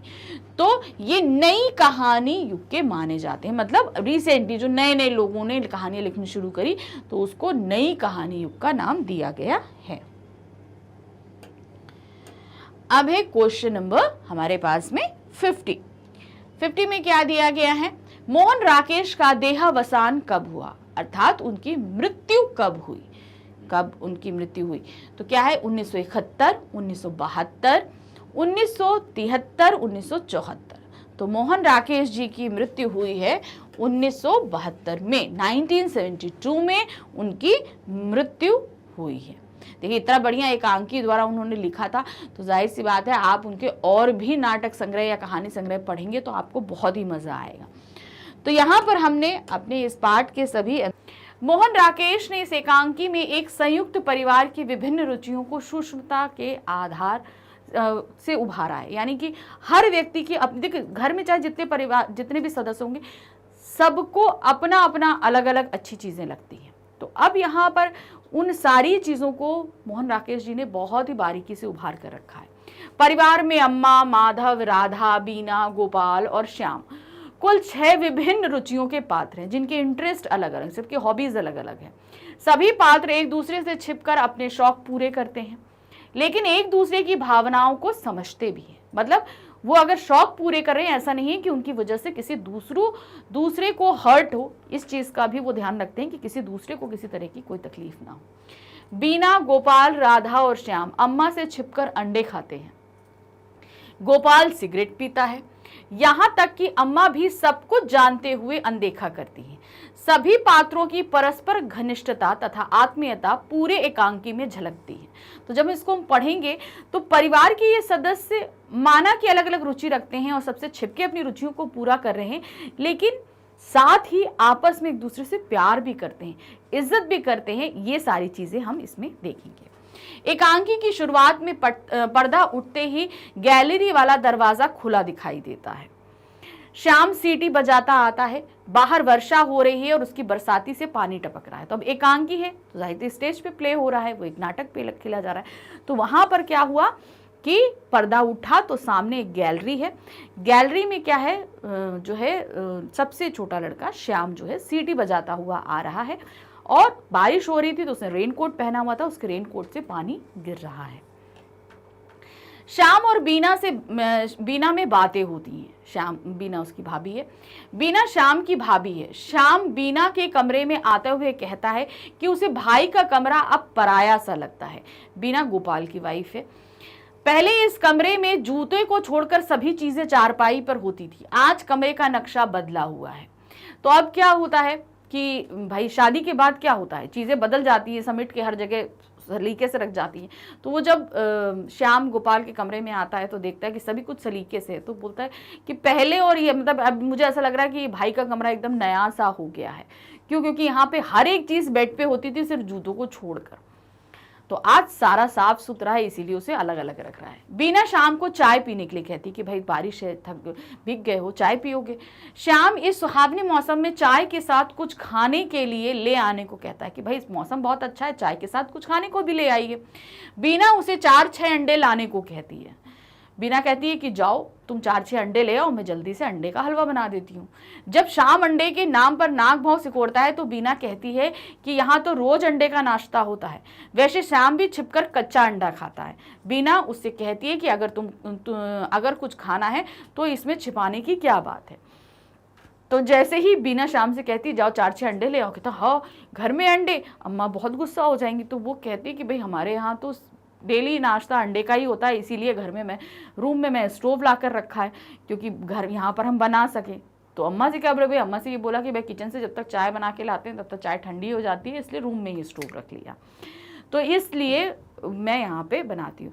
तो खाता तो श्याम बोलता है कि भाई मैं भी अंडा खाता हूँ, लेकिन मैं तो कच्चा अंडा ही खाता हूँ, तो बनाने का झंझट ही नहीं। तो बीना बोलती है कि अगर हम कोई चीज़ खाते हैं तो हमें छिपाने की क्या ज़रूरत है। भाई मैं खाती हूँ तो मैंने तुमसे बोला जाओ 4 छंडे ले आओ, मगर तुमने झूठ क्यों बोला, इसमें नाक भौं को छिकोड़ी। तो अगर हम खा रहे हैं तो छिपाने में इसमें कोई आपत्ति नहीं है। शाम के बाहर जाते ही बीना काम करते हुए पानी लेने के लिए राधा के कमरे में जाती है। अब वो काम करती, शाम चला जाता अंडे लेने, तो पानी लेने जाती है राधा के कमरे में। राधा के बिस्तर पर चंद्रकांता पुस्तक मिल जाती है। पूछने पर राधा कहती है कि ऐसी किताब माँ जी के सामने नहीं पढ़ सकती। दूसरी उसकी भाई की बीबी है राधा और उसका हस्बैंड है माधव। तो ये क्या है, बिस्तर पे चंद्रकांता है, तो चंद्रकांता वहाँ आप घर में रामायण पढ़ सकते हो, लेकिन इस तरह की पुस्तकें वहाँ पे अगर हम अम्मा जी के सामने पढ़ेंगे तो अम्मा जी गुस्सा करेंगी। तो बीना जो है वो कहती है कि भाई पढ़ना है तो सबके सामने पढ़ो, छिपकर क्यों। जैसे उसको लगा कि हमें जो शौक है खुल के पूरे करने चाहिए। तो किताब ले आती है, राधा को अपने रूम में ले आती है और वहीं पर उसको किताब बोलती है कि तुम यहीं पर पढ़ो। बीना चाय के लिए स्टोव पर केतली में पानी रखती है। बाहर से गोपाल आता है, चाय बनती देखकर प्रसन्न हो जाता है और बीना उसे बताती है कि ये चाय शाम के लिए है। गोपाल अपनी भाभी राधा की प्रशंसा करता है। गोपाल सिगरेट पीने चाहता है, वह बीना को बताता है कि वह भाभी के सामने पी लेता है।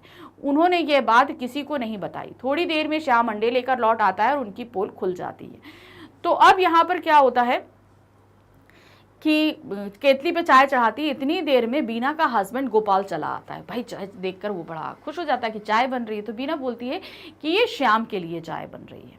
अब राधा वहीं बैठी हुई थी, राधा को ले आई थी तो राधा वहीं बैठी हुई थी। तो गोपाल कहता है मैं सिगरेट पीता हूँ, तो मैं भाभी के सामने, यानी कि उसकी बड़ी भाभी हैं राधा, मैं उनके सामने पी सकता हूँ, क्योंकि एक बार राधा ने उन्हें सिगरेट पीते देख लिया था और किसी को नहीं बताया था, इसलिए वो उनको पता है।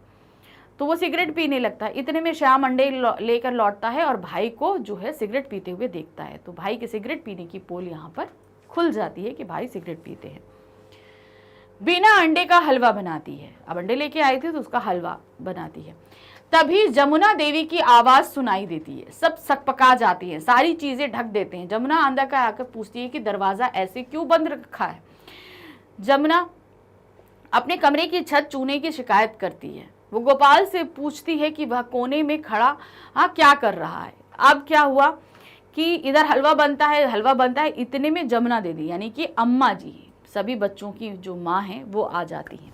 अब उन्हें तो अंडा से सख्त परहेज था, तो अब जैसे सब सकपका जाते हैं, जल्दी से जो अंडा वंडा बना था सब कुछ ढक दिया जाता है। गोपाल सिगरेट पी रहा था, सिगरेट फेंक दिया, वो कोने में खड़ा सिगरेट पी रहा होता है। तो अम्मा जी जैसे ही अंदर आती हैं तो बोलती हैं कि भाई मेरे कमरे की छत टपक रही है, उसका कुछ करवाओ। तो अब उधर देखते हैं गोपाल कोने में खड़ा हुआ है। तो कहते हैं भाई तुम वहाँ कोने में क्यों खड़े हो, किस लिए वहाँ पर खड़े हो। तो गोपाल क्या आंसर देता है, गोपाल कहता है कि बीना का हाथ जल गया है, मैं उसके लिए मरहम ढूंढ रहा हूँ। मतलब बीना का हाथ जल गया काम करते, तो उसके लिए मैं मरहम ढूंढ रहा था, इसलिए कोने में खड़ा था। माँ पूछती है कि स्टोव के ऊपर क्या रखा। अभी स्टोव रखा था, स्टोव के ऊपर ढका हुआ था। तो अब वो पूछती है कि स्टोव में क्या रखा है। तो वो खोलने जाती हैं, क्या होता है वह देखना चाहती है। गोपाल माँ को हाथ लगाने से मना करता है, वह करंट मारने का दिखाता है। भाई स्टोव जो था वो करंट का था, उन्होंने बोला माँ हाथ नहीं लगाना, करंट लग जाएगा। राधा बहाना बनाती है कि शाम के घुटने में गेंद लग गई है, इसलिए पुलटिस बांधने के लिए गर्म किया है। कि मतलब जो है छोटा जो भाई था उसके पैर में चोट लग गई है, तो उसको पुलटिस बांधनी है, तो उसको हमने गर्म किया, इसीलिए वो ढकी रखी है। जमुना स्वयं पुलटिस बांधने को कहती है कि अच्छा ठीक है, मुझे देना, मैं पुलटिस बांध दूंगी शाम के। गोपाल बहाने बनाकर उन्हें मना करता है तथा उन्हें उनके कमरे में छोड़ने जाता है। वो बोलता है कि अरे माँ मैं बांध लूंगा, आप क्यों परेशान हो रही हो, और उन्हें पकड़कर उन्हें कमरे तक ले जाता है। किसी जितनी देर वो कमरे में रहेंगी उतनी देर प्रश्न करती रहेंगी, और इन लोग के भेद खुल जाने का डर था, इसीलिए शाम उन्हें बहाना बनाकर उनके कमरे तक छोड़ने के लिए चला जाता है। वे सभी हलवा खाने लगते हैं। क्या करने लगते हैं, अब जब माँ को छोड़ आए तो अंडे का हलवा जो बना था वो सभी मिलकर वहाँ खाने लगते हैं तथा छिलकों को छिपाने का उपाय करते हैं। भाई अंडा तो खा लिया, अब छिलके का क्या किया जाए। तो छिलके इधर उधर ये लोग छुपाते रहते होते हैं, तो अब वो सोचते हैं कि कहाँ पे छिपाए जाएं। तभी बड़ा भाई माधव आ जाता है, राधा का हस्बैंड, सबसे बड़ा भाई है। सबसे बड़ा भाई माधव है, उसके बाद गोपाल है और फिर श्याम है। तो राधा का हस्बैंड माधव आ जाता है। वो बोलता है, क्या बोलता है, माधव को सब पता चल जाता है कि यहाँ पर अंडे खाए जा रहे हैं। गोपाल उनसे प्रार्थना करता है कि अम्मा को मत बताना। माधव कहता है कि अम्मा को सभी बातें पता हैं, अब अंडे के छिलके छिपाने की कोई ज़रूरत नहीं। तो माधव को पता चलता है कि सब इससे, तो वो श्याम जो है गोपाल उनसे रिक्वेस्ट करता है कि प्लीज़ अम्मा को नहीं बताना, नहीं तो घर में बवाल खड़ा हो। तो माधव कहता है परेशान नहीं हो, अम्मा को ये सारी बातें पता है कि जो तुम लोग अंडे खाते हो, गोपाल सिगरेट पीता है, राधा चंद्रकांता की किताब पढ़ती है, ये सभी कुछ अम्मा जानती हैं। इसलिए अब आइंदा से इन छिलकों को छिपाने का कोई ज़रूरत नहीं है। तो इस तरीके से इस पूरी एकांकी में एक परिवार की घनिष्ठता, एक दूसरे के शौक को पूरा करते हुए एक दूसरे की भावनाओं का ध्यान रखना, सभी कुछ यहाँ पर बहुत ही अच्छा है। ऐसी चीज़ें हैं जिन्हों हम अपने लाइफ में कर सकते हैं। भाई हमारे बहुत से शौक होते हैं जो हमारे परिवार वालों को पता नहीं है, तो उनको पूरा करिए, लेकिन साथ ये भी ध्यान रखिए कि दूसरे की भावनाएं हर्ट नहीं हो, मगर शौक ऐसे होने चाहिए जो आपको भी नुकसान ना पहुंचाएं। तो आगे देखते हैं इस पाठ के कुछ प्रश्न। प्रश्न संख्या 1 है, बीना की किन विशेषताओं से आप प्रभावित हुए हैं जिन्हें आप अपनाना चाहोगे? बीना यानी कि गोपाल की वाइफ, उसकी कौन कौन सी ऐसी चीजें हैं जो आपको बड़ी अच्छी लगी, वो आपको बताना है। बीना परिवार में गोपाल की पत्नी है, उसमें एक कुशल व समझदार गृहिणी के गुण विद्यमान हैं। उनकी विशेषताएं निम्न प्रकार हैं। पहला, वह स्पष्टवादी है, मतलब एकदम स्ट्रेट फॉरवर्ड, जो चीज़ है वो सामने कहती है। वह चाहती है कि अंडा खाना है तो इसमें छिपाने की क्या बात है, किंतु साथ ही सासू जी का भी ध्यान रखती है, अतः रसोई घर में कभी अंडा नहीं बनाती। वो कहती है अगर मुझे अंडा खाना है तो मैं क्यों छिपाऊं, लेकिन अगर अम्मा जी को परहेज है तो मैं किचन में नहीं बनाऊंगी, कहीं और बना लूंगी। फिर दूसरा है, वह विनोद प्रिय है, मतलब हंसी मजाक से, अतः देवर, पति व जेठानी सभी के साथ हास परिहास करती है, जिससे परिवार का वातावरण हमेशा सुखद बना रहता है। मतलब जॉली नेचर की, यानी कि मुंह फुलाए, इधर बैठी उधर बैठी, वो सभी के साथ हंसते मुस्कुराते हुए बात करती है। तीसरा है, उसे परिवार के सभी सदस्यों को अपनापन है। श्याम ने से यह कहना कि इस तरह पुकार रहे थे जैसे किसी पराये घर में आए हो। परिवार के सदस्यों के प्रति अपनापन का पहला उदाहरण है। वह अपनी जेठानी का सम्मान करती है तथा चंद्रकांता पढ़ने को दोष नहीं मानती है, किंतु सास के सम्मुख पुस्तक के विषय में चुप रहती है। तो यहाँ पर उसे अपने परिवार से अपनापन है, यानी कि भाई अगर देवर आ रहा है तो जिस तरीके से उसने बोला, जैसे लग रहा था तुम पहली बार आ रहे हो, ये तुम्हारा पराया घर है, इस तरीके से तुम बोल के आ रहे हो। जेठानी की भी इज्जत करती है, वो बोलती है कि चंद्रकांता पढ़ने की कोई बुरी बात नहीं है, लेकिन सासू माँ के सामने उस विषय में वो चुप रहती है। तो अपने परिवार के सदस्यों के साथ अपनापन का भाव रखती है। वह इतनी साहसी है कि जेठानी के सामने अंडे के प्रयोग की बात खुलकर स्वीकार करती है, जबकि गोपाल व श्याम तथ्यों को छिपाना चाहते हैं। जेठानी यानी राधा के सामने वो स्वीकार करती है कि हम सभी अंडे खाते हैं, लेकिन गोपाल और श्याम छिपाते हैं कि मत बताओ, किसी को बात फैलेगी, अम्मा जी तक पहुंचेगी तो हम लोग की बात लग जाएगी। तो इसलिए वो उनको स्पष्ट इस चीज के बारे में बताती है। बीना कभी असत्य नहीं बोलती, वो झूठ नहीं बोलती, अतः जब जमुना से पुलटिस व अंडे छिपाए जा रहे थे वह शांत खड़ी थी, कुछ भी नहीं बोलती, किंतु उत्तरदायित्व वहन करने की बात आने पर अंडे मांगने की जिम्मेदारी अपने ऊपर ले लेती है, मंगाने की जिम्मेदारी अपने ऊपर ले लेती है। तो यहाँ पर क्या बात हुआ कि जब जमुना देवी आई तो सब झूठ बोलने लगते हैं बात को, अंडों को छिपाने के लिए, लेकिन वो चुप रहती क्योंकि वो झूठ नहीं बोलना चाहती।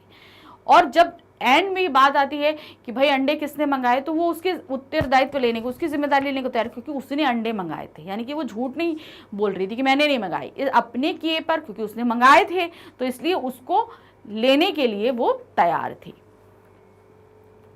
नेक्स्ट क्वेश्चन है, गोपाल के सिगरेट पीने की बात को उसकी भाभी ने छिपा कर रखा। उसकी भाभी के इस कार्य को आप कितना उचित मानते हैं और क्यों? हमारे हिसाब से ये चीज गलत थी, क्योंकि धूम्रपान कहीं ना कहीं सेहत के लिए नुकसानदेह होता है। अगर उन्होंने छिपाया तो ये गलत था और उन्हें सुधार लाना चाहिए था गोपाल में, उसे सिगरेट छोड़ने के लिए प्रोत्साहित करना चाहिए था। ये काम सिर्फ जान के चुप बैठ जाना ये गलत था, छुड़ाने का प्रयास उनको करना चाहिए था और चुप नहीं रहना चाहिए था, बताना चाहिए था ये सारी चीज़ें और लोगों को, ताकि लोग उसको हेल्प करें इस बुरी आदत को छोड़ने में। गोपाल की सिगरेट पीने की बात को उसकी भाभी ने छिपा कर रखा। उसकी भाभी के इस कार्य को हम उचित नहीं मानते हैं, क्योंकि सिगरेट पीना गंभीर बीमारी को जन्म देता है। सिगरेट पीने से कैंसर जैसे रोग जन्म लेते हैं, जो किसी की मृत्यु का कारण भी हो सकता है। हमारे देश में आए दिन धूम्रपान का सेवन करने वाले व्यक्ति अपनी जिंदगी से लड़ाई लड़ रहे हैं। कहा जाता है धूम्रपान से वास्ता मौत का है रास्ता।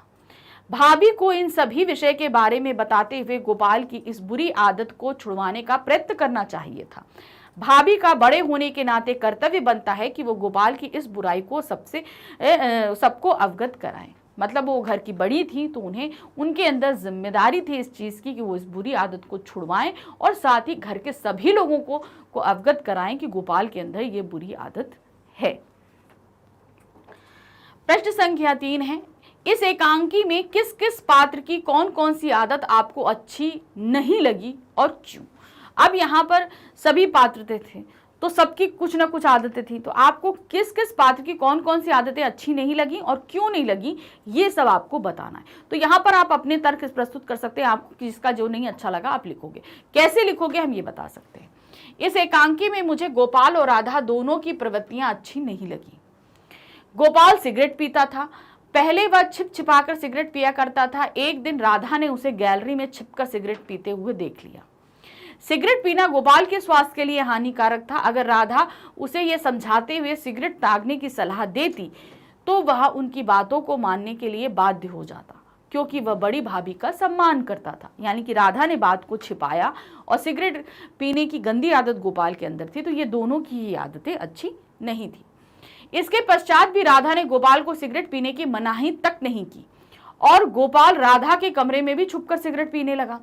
कहीं ना कहीं अप्रत्यक्ष रूप से राधा ने सिगरेट पीने के लिए बढ़ावा दे रही थी। इन सब बातों के आधार पर राधा और गोपाल की आदत मुझे अच्छी नहीं लगी। तो एक तरीके से अगर गोपाल गलत कर रहा था तो राधा उसको प्रोत्साहित कर रही थी, तो इसीलिए हमें ये उन दोनों की आदतें अच्छी नहीं लगी। क्वेश्चन नंबर 4 है, अक्सर युवा अपने कार्य बड़े बुजुर्गों से छिप छिपा कर करते हैं। उनका ऐसा करना आपकी दृष्टि में कितना उचित है, तर्क सहित स्पष्ट कीजिए। हम बहुत सारे काम करते हैं अपने बुजुर्गों से छिपाकर, कहीं इसलिए कि उनको किसी तरह की कोई तकलीफ ना हो या कुछ चीजें, तो इनको आपको यहाँ स्पष्ट करना है। वर्तमान समय में युवा प्रायः अनेक कार्य बड़े बुजुर्गों से छिप छिपा कर करते हैं। उनका ऐसा करना हमारी दृष्टि में उचित भी है और अनुचित भी। उचित इस संदर्भ में है कि वर्तमान समय आधुनिक और कुछ कार्य बड़े बुजुर्गों की दृष्टि से अनुचित होते हुए भी आज युवा वर्ग के लिए कहीं ना कहीं उनकी जीवन शैली का एक हिस्सा बनते जा रहे हैं। मतलब बड़े बुजुर्ग कहते हैं कि बहुत सी ऐसी चीज़ें हैं आज के समय में जो उनकी दृष्टि से ऐसा लगता है कि सही नहीं है, लेकिन हमारे लिए सही है। जैसे हम लोग की भागती दौड़ती लाइफ है, पढ़ना, मोबाइल, टीवी, ये वो सब चीज़ें बहुत ज़रूरी, लेकिन बड़े बुजुर्ग ये सारी चीज़ें मना करते हैं कि नहीं करो, तो बहुत सारे काम हमें उनसे छिपकर करने पड़ते हैं और ना छोड़े, मतलब उन काम करते भी नहीं बनता, छोड़ते भी नहीं बनता, इसलिए हम उनको छिपा के करते हैं। युवा वर्ग परंपरा और आधुनिकता के द्वंद्व में पिसता रहता है और इस कारण मानसिक तौर पर कमजोर पड़ जाता है। दूसरी ओर अनुचित इस संदर्भ में है कि आज का युवा वर्ग बहुत जल्दी ही बहकावे में आ जाता है, मतलब हम किसी के दूसरे के इन्फ्लुएंस में बहुत जल्दी आ जाते हैं। बड़े बुजुर्ग इस डर के कारण उन्हें गलत कार्य करने से रोकते रहते हैं, परंतु युवा वर्ग इन गलत कार्यों को बेरोक टोक करता है। इसका कुप्रभाव इनके भविष्य को अंधकारमय बनाता है। अतः युवा वर्ग को अपनी समझ का प्रयोग करना चाहिए और उचित कार्य करने तथा अनुचित कार्य ना करने के संदर्भ में सोचना चाहिए। तो अनुचित इसलिए है कि भाई हम लोग बहुत जल्दी किसी के बहकावे में आ जाते हैं, तो उन्हें डर लगता है कि कहीं हम बहक ना जाएं, कुछ गलत कार्य ना कर दें, इसलिए बड़े बुजुर्गों से हमें छिपा के नहीं करना चाहिए ताकि वो हमें सही समय पर सही समझ दे सके। इसलिए हमें अगर कोई काम करना है तो हमें अपनी बुद्धि ये से इस्तेमाल करके उस काम को सही है या गलत है तब संपन्न करना चाहिए। और अगर हम नहीं सोच सकते हैं तो हमें अपने बड़ों की सलाह ज़रूर लेनी चाहिए ताकि हम अपना ही बुरा अपने हाथों ना कर बैठे। तो इस एकांकी ने हमें बहुत सारी चीज़ें सिखाई हैं। याद रखिए ये चीज़ें ऐसी हैं जिन्हें हमें अपने जीवन में हम उतारें तो हमारा परिवार बहुत अच्छे से साथ रहेगा, दूसरे हम बाहर की बुरी चीज़ों से भी बच पाएंगे। तो ये पाठ यहाँ संपन्न हुआ, प्रश्न उत्तर भी संपन्न हुए। तो ध्यान रखिएगा जब भी कोई टेस्ट या एग्जाम देने जाइए तो रिवीजन तो आप कर सकते हैं, लेकिन आप पहली बार पढ़ रहे हैं तो डिटेल एक्सप्लेनेशन पहले देखिएगा, उसके बाद आप रिवीजन पर आइएगा। तो ये जो हमारा चल रहा है आपका, हम पढ़ रहे थे अपना वन शॉट रिवीजन। तो वन शॉट रिवीजन हम देखें कैसे, कहाँ पर देखें, क्या करें, या अगर इस चैप्टर का हम डिटेल एक्सप्लेनेशन देखना चाहते हैं तो हम कहाँ देखें। तो उसके लिए सिंपल है, आपको हमारे चैनल मैग्नेट ब्रेन्स पर आना है। जैसे ही आप यहाँ पर आओगे तो आपके सामने जो पेज ओपन होगा उसमें आपको दिखेगा CBSE इंग्लिश मीडियम। तो आप CBSE इंग्लिश मीडियम जैसे ओपन करोगे उसके बाद आपको अपनी क्लास सेलेक्ट करनी होगी। अब आपकी क्लास क्या है, 11th। तो आप 11th को क्लिक करेंगे। जैसे ही आप क्लिक करेंगे 11th में पढ़ाए जाने वाले सारे ही आपके सब्जेक्ट्स आ जाएंगे। तो जो भी सब्जेक्ट आपको पढ़ना है आपको वहाँ पर वॉच नाउ लिखा हुआ है। अब मान लीजिए आपको हिंदी अगर देखना है तो वहाँ पर आप वॉच नाउ लिखा है, उसको आप क्लिक करोगे। जैसे ही आप क्लिक करेंगे आपके सामने यहाँ पर देखिए हिंदी की पूरी प्लेलिस्ट आ जाएगी। तो जो भी बुक पढ़नी है, आपको जो भी चैप्टर पढ़ना है, आपको क्लिक करना है। क्लिक करते ही आपके सामने वीडियो स्टार्ट हो जाएगा इस तरीके से। वीडियो देखिए, अपनी सभी डाउट्स को क्लियर कीजिए, लेकिन ध्यान रखिएगा कि आप जब भी जो भी, जैसे आप पहली बार पढ़ रहे हैं तो आप डिटेल एक्सप्लेनेशन देखेंगे, NCERT सोल्यूशन देखेंगे। इसके अलावा हमारा सारा ये मटेरियल MCQs भी है, वन शॉट भी है, टेस्ट पेपर्स भी हैं, बहुत सारा कुछ है। तो आप अपने रिक्वायरमेंट के अनुसार से सारे वीडियोस देखते जाइए, और जितनी बार भी देखना हो उतनी बार देखिए, क्योंकि ये 100% फ्री एजुकेशन प्लेटफॉर्म है। यहाँ पर आपसे कुछ भी पेमेंट नहीं लिया जाता है। जो भी वीडियो जितनी बार आपको देखना है बिल्कुल टोटली फ्री, सारा कंटेंट टोटली अरेंज है, कहीं इधर उधर आपको परेशान होने की बिल्कुल भी ज़रूरत नहीं है। इसीलिए हमारे चैनल को लाइक, सब्सक्राइब, शेयर ज़रूर कीजिएगा। Thank you for watching, bye bye.